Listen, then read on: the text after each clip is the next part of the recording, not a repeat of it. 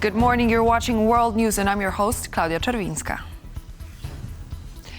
The Polish army has increased its troop numbers to over 200,000. Speaking to a gathering of Poland's top military officers, the Polish defense minister said Warsaw spent 27 billion euro on defense in 2024. He went on to stress that a new strategy for the Polish army is in the making amid, quote, the most dangerous time since World War II. We managed to increase the size of our army over the past year, both the professional ranks and the enlistment numbers for voluntary basic military training. The personnel roles grew by 14,000, and we began January the 1st with 206,000 career, voluntary enlisted, territorial defense and active reserve soldiers. And now we're going live to our reporter Marek Steele, who is at the gathering. Good morning, Marek. Please tell us more about the Polish defense minister's speech that you just heard. Good morning, Claudia. Well, as you've mentioned, at this clearance briefing here at Zegrze near Warsaw, the defense minister of Poland, Władysław Kosiniak-Kamysz, summed up last year, 2024, when it comes to the military. He also outlined some plans for next year. So he said that 2024 was a year of unity when it comes to security, a year of transformation. He said that the number of soldiers rose by 14,000 to more than 200,000 soldiers in the Polish army. But also Andrzej Duda spoke here today, and he said that the answer to current threats must be a unity with the United States. He said that the era of allied stowaways is gone forever. Back to you, Claudia. So much. That was Marek Steele coming to us live from Zegrze near Warsaw. President Volodymyr Zelenskyy says he would take part in talks on ending the war in Ukraine with Russia's President Putin if the US and Europe were also involved. His comments came as International Atomic Energy Agency chief Rafael Grossi visited Kyiv on Tuesday. In an interview with British journalist Piers Morgan on his Talk TV show, Zelenskyy emphasized the importance of security guarantees and the prospect of NATO membership in preventing future threats from Russia. Zelenskyy noted that if NATO membership talks dragged on for several years, Ukraine would need protection. He asked whether Kyiv be given sufficient missiles or nuclear weapons to counter Russia, but thought that unlikely. The UK's Foreign Minister David Lammy has arrived in Ukraine for a visit during which he is expected to announce a further $68 million financial aid package. Lammy is scheduled to meet President Volodymyr Zelenskyy and other government figures. The trip is the second Lammy has made to Ukraine since becoming foreign minister last year. He will discuss how the UK and international partners can continue to support Kyiv. The British Foreign Office has said the new funding will go towards developing innovative energy projects, helping businesses recover and supporting community-based services. Officials in Russia's southern Krasnodar region said on Wednesday that a Ukrainian drone strike started a blaze that engulfed an oil depot.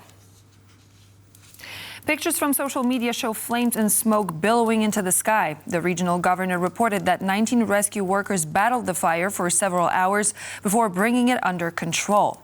The official said the blaze was sparked by falling debris. Russia's defense ministry said that it brought down 4 Ukrainian drones over the Russian territory overnight, but did not mention the Krasnodar region.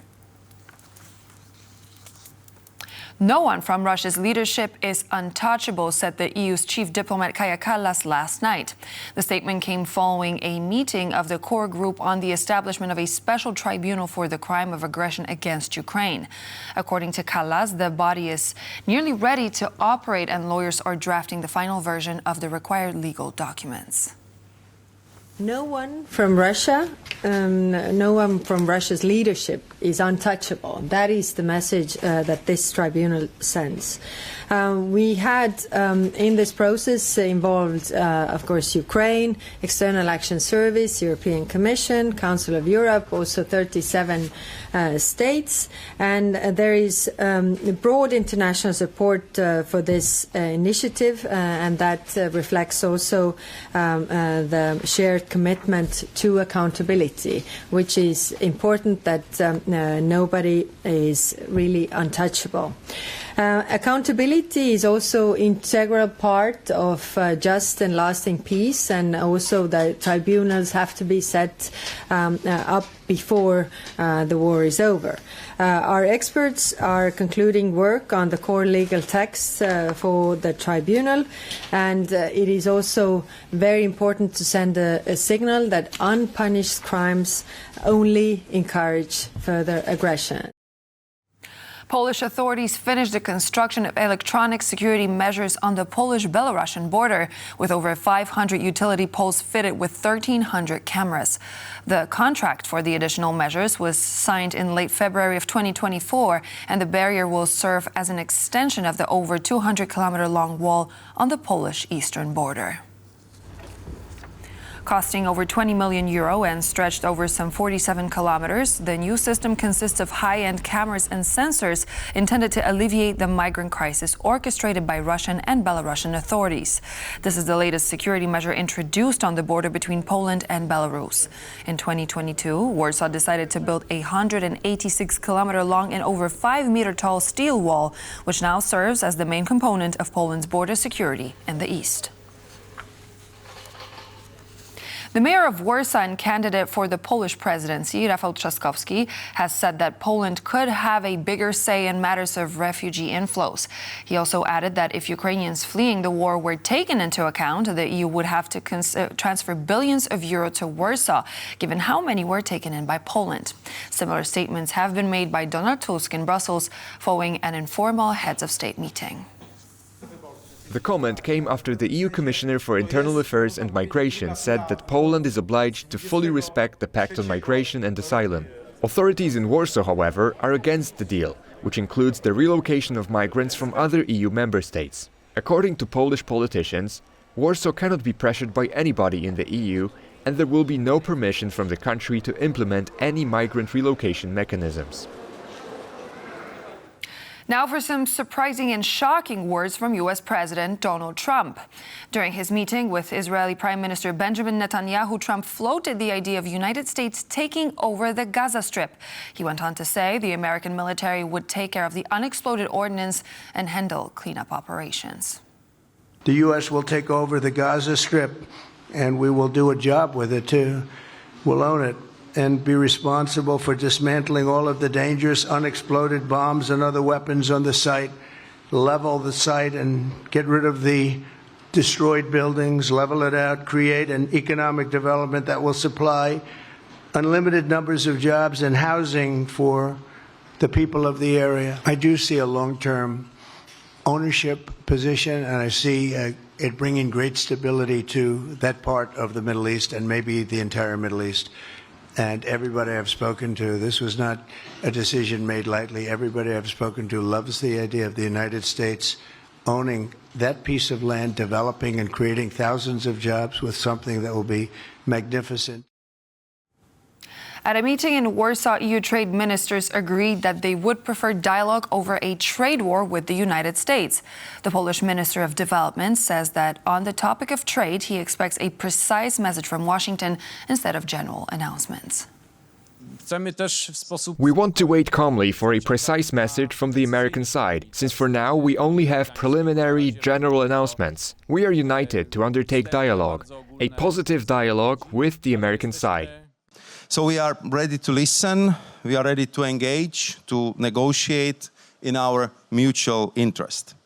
Having said that, the EU would respond firmly to any trading partner that unfairly or arbitrarily imposes tariffs on EU goods. The Polish Foreign Ministry has extended its condolences to the families of the victims of the shooting in Sweden, which left 11 people dead. The tragedy has been previously described by Swedish authorities as the worst mass shooting in the country's history. We are deeply saddened by the tragic events in Örebro, Sweden. Our thoughts and prayers are with the families of the victims and the entire Swedish nation. So far, police said the perpetrator was not known to law enforcement before the shooting and was not connected to any gangs. Swedish officials did not publish any information about the nationality of the shooter or his motives. Austrian media are saying coalition talks in the country are failing. The right-wing Freedom Party is currently trying to find coalition partners to form a government. On Tuesday, the leaders of two biggest parties in the Austrian parliament met for talks, but no statements were made to the media. So far, the parties involved in negotiations have not confirmed that the talks are failing. Protests against the coalition with the right wing took place on Tuesday evening on the streets of Vienna. The Freedom Party won the legislative elections in September of 2024, but it's the People's Party which was first given the chance to form a government. After the attempt failed earlier this January, the President of the Republic assigned the task to the populist Eurosceptic Freedom Party. For now, Austria is ruled by a caretaker government headed by Alexander Schallenberg. Serbian farmers have joined the massive anti-corruption protests sweeping the country. The demonstrations were sparked by the collapse of a railway station roof and triggered a political crisis in the country. What I see as a solution is that the government will slowly step back. They will have to, because they see that something unexpected has now happened to the president, and the people have risen up. The issues have grown increasingly complex for the past 12 to 13 years. It's illusory to anticipate their resolution to be so easy. If evil has been accumulating for 12 to 13 years, it may require several additional months for it to go away. However, we shall be patient. I see the way out in the fact that everything will be solved by meeting the demands of the students, and that the state will side with the students and recognize the demands as they are, which is that the institutions do their job.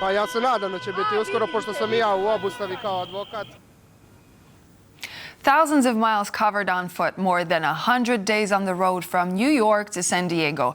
That's not a plot of a movie. It's the real-life journey of a man whom some have already dubbed the Polish Forrest Gump.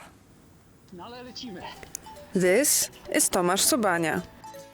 He has just completed a cross-country run spanning over 5,000 kilometers or 3,000 miles from the bustling metropolis of New York to San Diego on the Pacific coast. Along the way, Tomasz visited the White House and the political heart of Washington, D.C.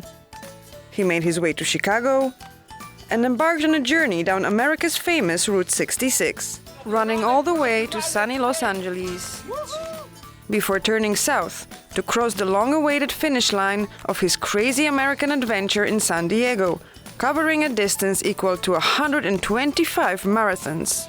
I think my mind needs a lot of rest now because there was so much pressure, so much struggle and, worrying about what's going to happen and what's going on. Traveling for 5 months across country, across the United States running.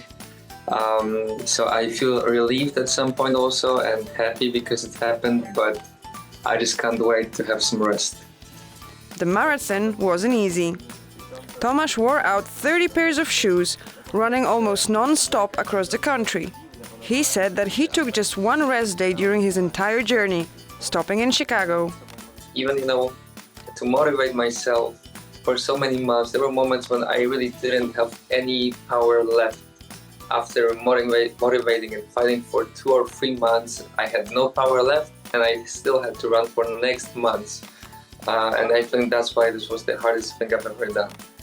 During his marathon adventure, Tomasz also took part in various charity events and even helped his fellow countrymen in need, a Polish family that had lost their home in the Los Angeles wildfires.